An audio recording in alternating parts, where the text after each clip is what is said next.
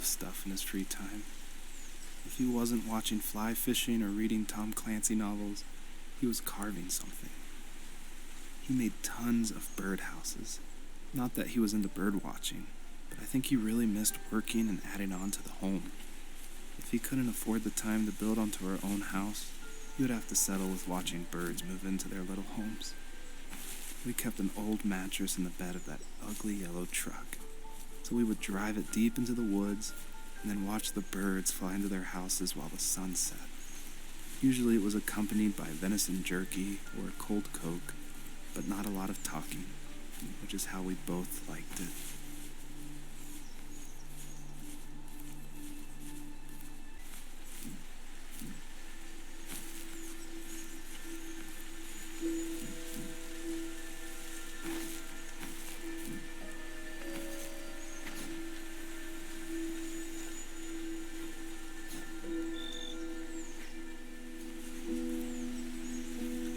Even at my most distant, at the times when I detested him the most, he kept reaching out.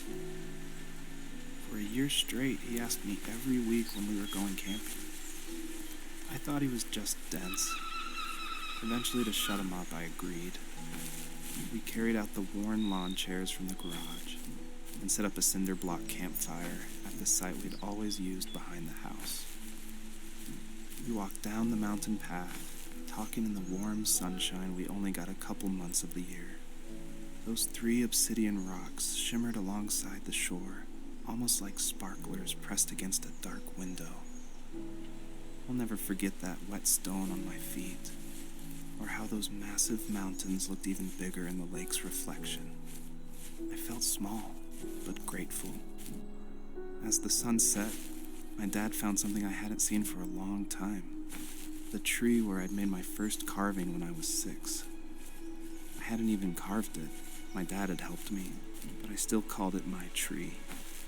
Something about seeing my name there made me open up, and we talked about everything that night in that old camouflage tent. I told him how much I loved sketching and design, and how it would be a dream to study architecture in Seattle. I told him how I didn't get along with my friends much anymore, but that I didn't mind being alone. He told me he was there for me, and he joked that if all he had to do was write my name on a tree to finally get me to talk, he would have left me carved logs with novels on them in front of my room every morning. I don't know why it took me that long to realize it, but it was then I knew how much he had sacrificed for me.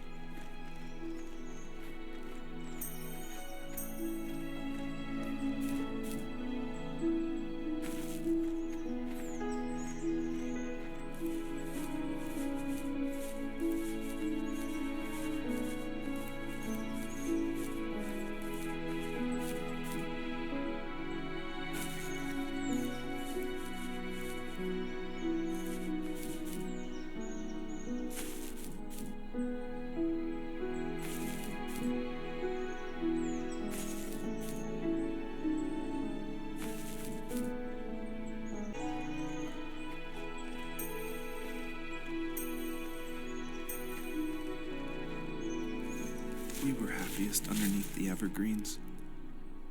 We decided it was time to finally map out the hundreds of acres we lived on just to pass the time during the summer. He was only free in the evenings, so I would spend the day wasting time on dial-up internet and sketching, and then we would rush into the woods, pen and map in hand, before evening fell. Sometimes the aurora borealis would cast a cold green glow on the mountainside, and we would finish our route underneath a twilight sky. Sometimes I was lonely during those summer days, but there was comfort in the routine. A lot of teenagers aren't looking for the daily grind, though. There's nothing wrong with wanting to get out, to leave your childhood home. You wanted to progress, to make something of yourself. Yeah, you're right. That house. I'm sure it's the same as how I left it. Then why does it feel so different? I doubt you're the only adult to have looked back and asked that question.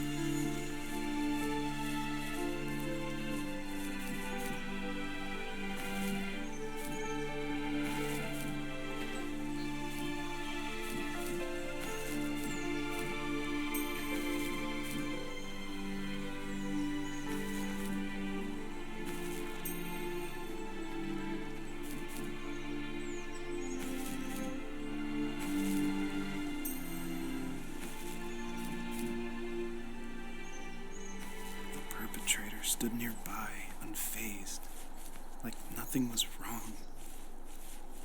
My dad is dead, and he's never coming back, Rachel. I can tell you these stories, but I can never reminisce with him again. He can never hold a grandchild that we'll probably never be able to have. I can never talk to him again, and I'll never be able to say I'm sorry for everything.